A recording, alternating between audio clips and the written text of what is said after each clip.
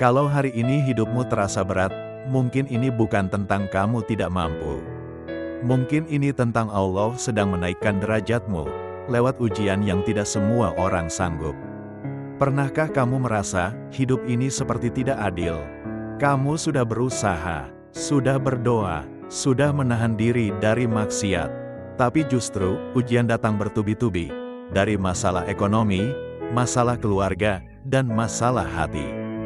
Dan di satu titik, kamu mulai bertanya dalam diam, "Ya Allah, kenapa aku?"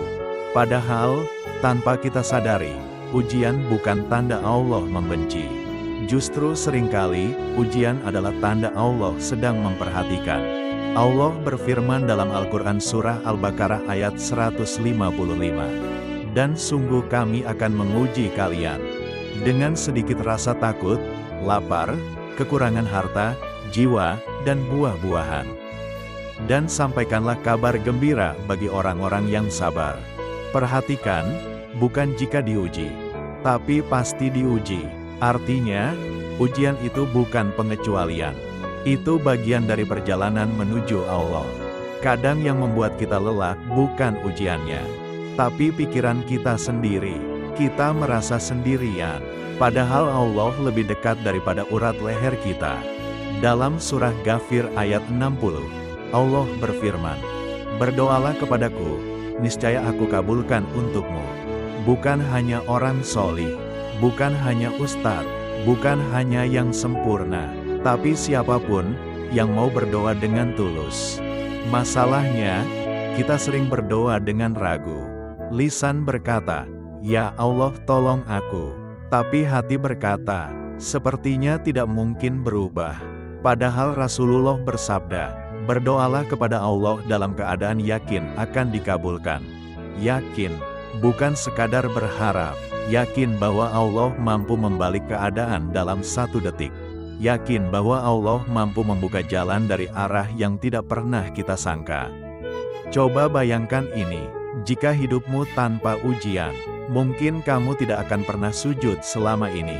Mungkin kamu tidak akan pernah menangis dalam doa. Mungkin kamu tidak akan pernah merasa butuh kepada Allah. Dan bisa jadi, ujian itu adalah cara Allah menarikmu kembali. Bukan untuk menghancurkanmu, tapi untuk membersihkanmu.